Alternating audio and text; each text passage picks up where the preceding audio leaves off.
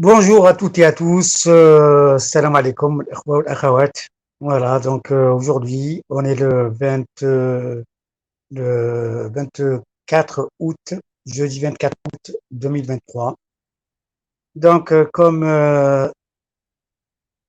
comme il a été annoncé, l'Algérie n'est pas acceptée officiellement comme membre à part entière dans le groupe du BRICS. Bon, il faut en tenir compte et puis il faut retenir de leçons. نحافظوا من الأخطاء تاعنا ونعرفوا علاش كيفاش شكون هما الأمور اللي ما خلاتناش نتأهلوا، كيفاش تقدم الملف هذا، كيفاش الجزائر تبعته، شكون اللي كان مشرف عليه. J'ai été surpris par la représentation de l'Algérie au BRICS. الممثلية الجزائرية اللي راحت جنوب افريقيا في الشخص نتاع وزير المالية، هذا في الحق حيرني، لأن أمر مهم كما هذا وكانت الجزائر لحت عليه باللي هذه خطوة مهمة بالنسبة للجزائر، وبعثت وزير المالية أوليو يروح الوزير الأول أيمن عبد الرحمن، بما أنه هو ثاني كينا متخصص في الاقتصاد وفي المالية سورتو. دونك التخصص تاعو كان il aurait été beaucoup plus judicieux que l'Algérie soit représentée au moins par le Premier ministre. Ça, c'est d'une part. Deuxièmement,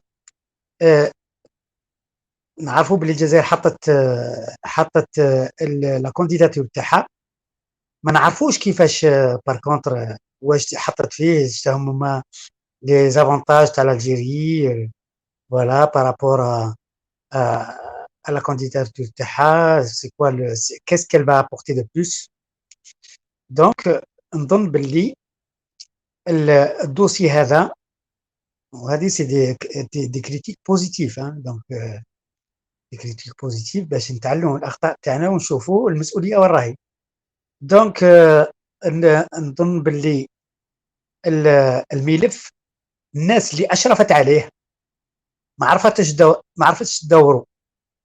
نظن باللي ثاني كاينه ليكيب نتاع اللي حطت وكانت تتبع في هذا الملف، خصوها ركائز واحده اخرين.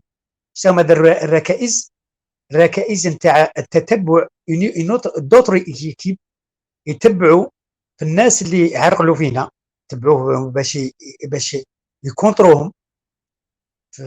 donc contrôle espionnage économique, tout ça, donc tout ça, ça devrait être fait normalement. Ça, c'est d'une part. Deuxièmement, il faudrait aussi situer les responsabilités au niveau des compétences de ces gens-là qui ont représenté l'Algérie pour défendre le dossier de l'Algérie pour qu'elle soit membre à part entière. نعرفوا باللي الجزائر الى ما انخرطتش في هذه الخطره صدير على غاتي ان فاغون ديجا ماهيش في القاطره، راهي elle est même pas dans le premier wagon, elle sera dans le deuxième ou peut-être le troisième. donc كاين واحد العواقب اللي راح تدور على الجزائر فيما يخص الأهمية نتاع الجزائر والدور اللي راح تلعبوا الجزائر فيما يخص الأمم المتحدة والتمثيلية نتاع إفريقيا في مجلس الأمن المستقبلي. هذه وحدة. وثان باللي الجزائر ثاني كينا لا été trop passive avec d'autres pays soi-disant frères comme l'Arabie Saoudite, l'Égypte et surtout les Émirats Arabes Unis, qui ont travaillé de concert pour influencer l'Inde, qui est un pays pivot dans le BRICS, pour que l'Algérie ne soit pas acceptée. Ça, j'en suis sûr et certain. La preuve, c'est que le Maroc a contacté l'Inde et, à mon avis, avec l'aide des Émirats arabes unis, pour contrer l'Algérie. Voilà. Donc ça, c'est pour moi, c'est une chose sûre et certaine. Voilà. Donc ça, c'est un point. Sinon, concernant la, le groupe du BRICS, parce que c'est Mahish Monadama, c'est pas une organisation officielle représentée qui représente des pays officiellement dans les concerts des nations, mais c'est un groupe. Donc, on a vu aussi que l'Algérie n'était pas le seul pays qui n'était pas à accepter. ما كانش هو الدولة الوحيدة، ما كانتش الجزائر ماهيش الدولة الوحيدة اللي ما انضمتش لهذا المنظمة، هذا المجمع الاقتصادي. كاين ثاني كاين اندونيسيا اللي عندها اقتصاد قوي. Voilà. Donc, à mon avis, l'Algérie devrait travailler avec des pays comme l'Indonésie, avec le Pakistan, avec la Turquie, avec le Mexique et d'autres pays pour essayer de s'organiser autour يمثلوا مجموعه اللي راح تنضم للبريكس مي او ميم طون تقعد انديبوندون بور contrebalancer ce virage raté, parce que c'est un virage raté. Voilà, donc on pourra en parler un autre jour, plus au détail. L'Algérie, concernant son économie, moi je l'ai toujours dit, concernant son économie, يبدل.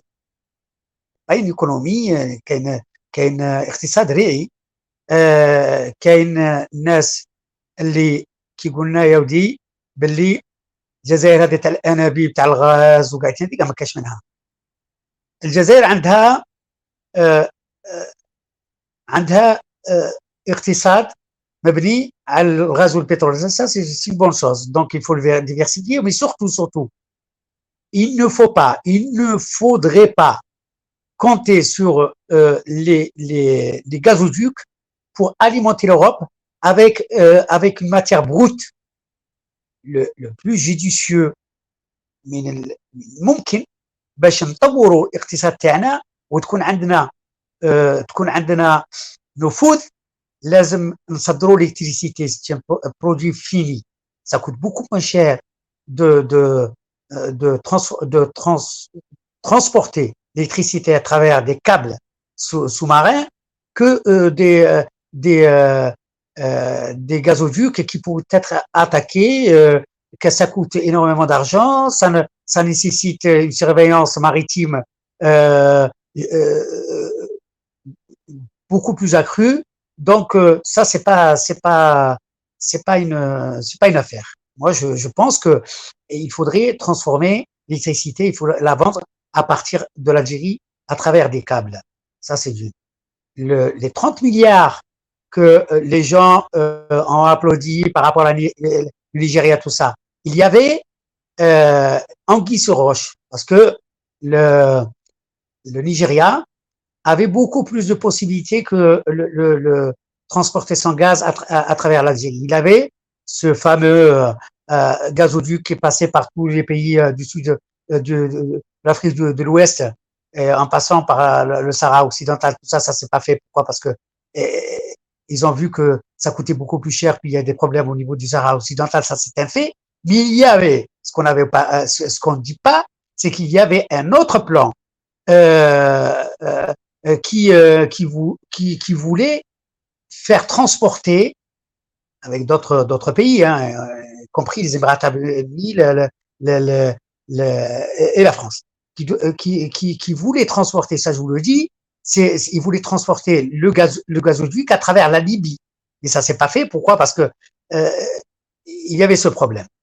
Les 30 milliards de mètres cubes qui devraient être alimentés à partir du Nigeria, nous, on peut l'économiser en Algérie, puisque on a une déperdition de gaz qui est monstrueuse, qui est phénoménale. Donc, il faut faire, il faut adopter une politique de construction euh, euh, de, comment ça s'appelle, au niveau de la construction, il faut que ça soit thermique, il faut, euh, il faut que ce soit, les bâtiments ils soient construits de façon à ce qu'ils soient, ils soient écologiques euh, euh, et avec toutes les normes pour pas qu'il y ait des perditions de gaz. Et passer de 30 milliards de mètres cubes de consommation, je crois qu'à 60. On a juste 40 milliards euh, 40 milliards de mètres cubes qu'on peut exporter.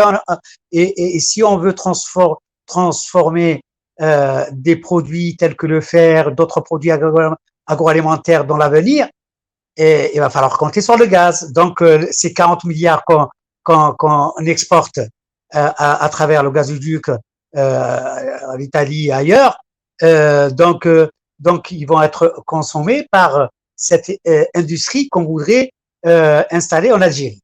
Donc, il faut économiser l'énergie des logements sociaux qui ont été mal construits, de toutes les bâtisses, et on sera gagnant, on va consommer, au moins on va économiser le, ce qu'il faut pour relancer l'industrie en Algérie.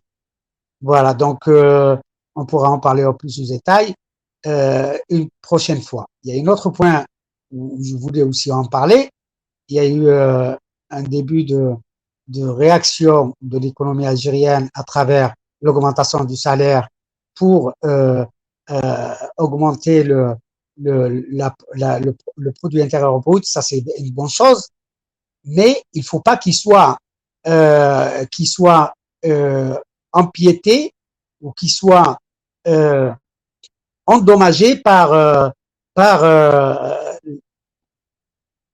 tout le système et l'arsenal euh, économique qui permet à tous les secteurs d'être, tous les produits algériens d'être subventionnés avec l'argent justement du pétrole. Donc, c'est comme frapper, donner un coup d'épée dans l'eau. Donc, il faut augmenter les salaires et ensuite euh, enlever toutes les subventions. Toutes les subventions. Parce que les subventions, c'est l'argent du pétrole. Si on vend du pétrole pour le redonner aux subventions, ces subventions qui viennent pénaliser la production algérienne, c'est-à-dire la production algérienne, donc ça, c'est pas bon. On en parlera plus au détail un autre jour. Je vous remercie et à bientôt. Merci.